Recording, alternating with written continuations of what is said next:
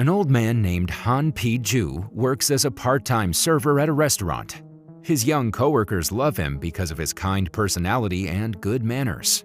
During the Christmas season, he usually dresses up as Santa and entertains the customers at the restaurant. His closest coworker is a young man in his 20s named In-gyu. They often look out for one another and also have an intricate style of handshake.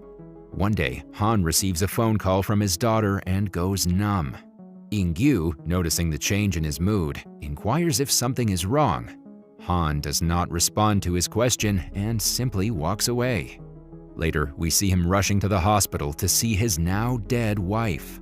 He holds her hand and tells her that he's proud of her and that he will see her soon in the afterlife.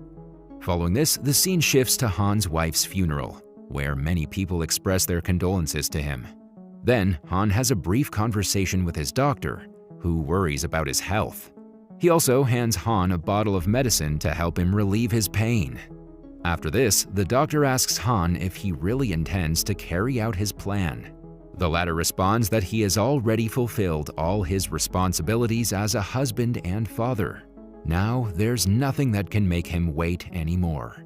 Later that evening, Han enters the storage room, where he reveals a large bulletin board covered in newspaper clippings and other material about his plan. Then he records himself, mentioning that he has a brain tumor and Alzheimer's disease. He also reveals his plan, which is to kill 5 people who destroyed his family during Japan's reign in Korea. He continues to describe the tortures his family endured. First, his father was falsely accused, arrested, and beaten to death. Secondly, his mother couldn't tolerate her husband's suffering and died in despair. His older brother was deceived by a friend and died while working in a horrific mine. Finally, his older sister was taken as a concubine for Japanese soldiers. She couldn't bear the embarrassment and hence committed the unthinkable after returning back home. Since Han forgets about things a lot, he engraves the names of the culprits on his fingers. Later, he digs up an old gun from the ground. The next day, Han meets In-gyu at a restaurant and asks him to be his personal driver for a few days.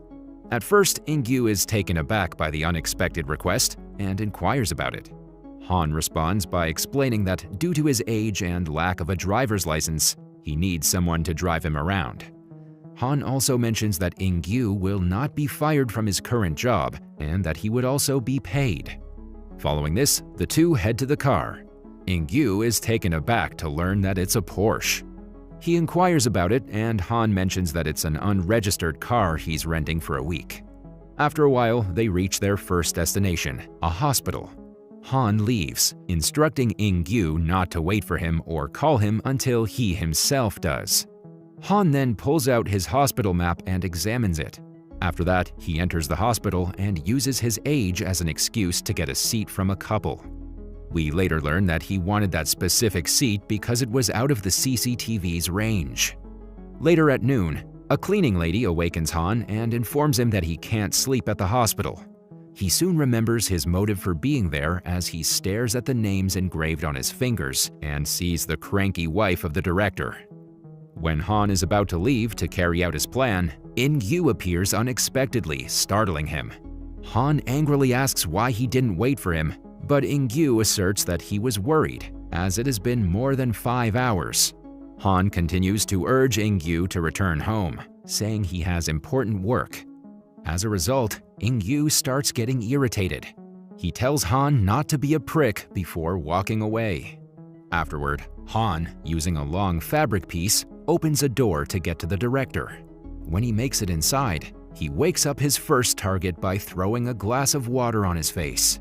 The director finds himself tied down to the bed, and he furiously asks Han who he is. In response, Han tells him that he killed his innocent father a long time ago. Hence, he has to die now. Scared, the director pleads for mercy, but Han covers his face with a pillow and shoots him twice, killing him instantly. After a while, the police arrive at the murder scene, where the cleaning lady informs Chief Kong about the suspicious man she saw leaving the previous night. Elsewhere, as In-gyu is at a game arcade, he receives a message from his friend, informing him of the hospital director's death. A man who left the hospital lobby late at night is being called the prime suspect. In-gyu is taken aback when he finds that the man on the news is him. Just then, he receives a text from Han indicating the next location. The next target is an author who's at a press conference. After he finishes up and prepares to head home, Han asks In-gyu to tail his car. During this time, In-gyu brings up the event from the previous day, and also the fact that he's being called a suspect. However, Han simply ignores it and urges In-gyu to focus on the task at hand. Shortly after, as the author arrives home, Han approaches him and starts babbling about the past. The author gets angry and inquires who he is, and Han reveals that he's the brother of the same person who was deceived by the author and sold to work in a mine. Saying this, he kills the man by shooting him twice. Since Han's silencer was destroyed, the gunshot was loud enough for In-gyu to hear. So, upon hearing it, he rushes there, only to find himself in the midst of an unexpected scene involving Han and the dead author. In-gyu is too shocked to move, so he shakes with panic until Han informs him that the author has already died and that they must leave. Later, the cops arrive at the scene and start investigating. One of them finds a photograph of the author with the recently deceased director and 2 other individuals. Back to Han, he awakens from a dream about his dead sister and finds himself at In-gyu's house. He turns on the TV and finds that the news channels are searching for the suspect, i.e. In-gyu. This terrifies the latter, but Han calms him down, saying the cops can't recognize him from that angle. He also promises to do everything in his ability to prevent In-gyu from being blamed. As the two continue discussing, suddenly 2 thugs arrive. Turns out In-gyu had borrowed money from them to cover his father's medical expenses, so they've come to ask for it. When In-gyu mentions that he doesn't have it, the thugs start causing a commotion. Fortunately, Han intervenes and promises to pay the debt in a week. This reassures the thugs and they walk away. Later, Han hands In-gyu a bag full of cash, more than enough to pay off all his debts. This brightens In-gyu up a little, and he uses this opportunity to ask Han why he's killing people.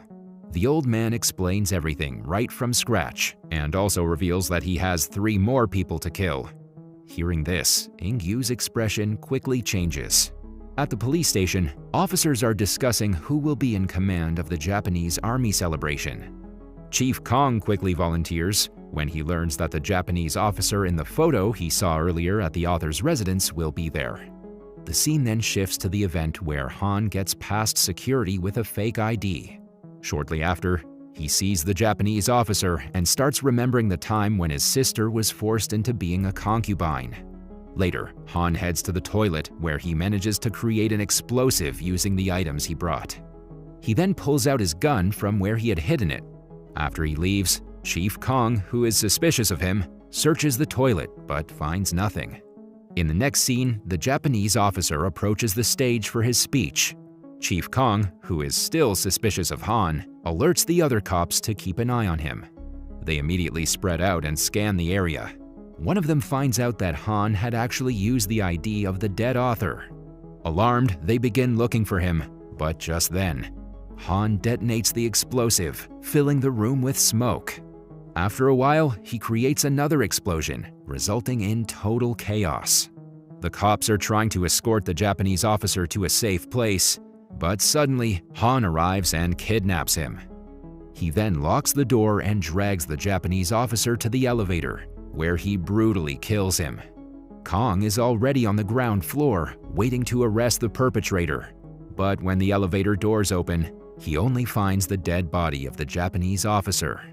Meanwhile, Han, who is badly injured, summons In-gyu and manages to flee the place successfully. Later, Han awakens in his friend's hospital and asks In-gyu for one last request: to film him. In the video, Han discusses his next target, Kim, and how he destroyed numerous Korean families in order to gain fortune and honor.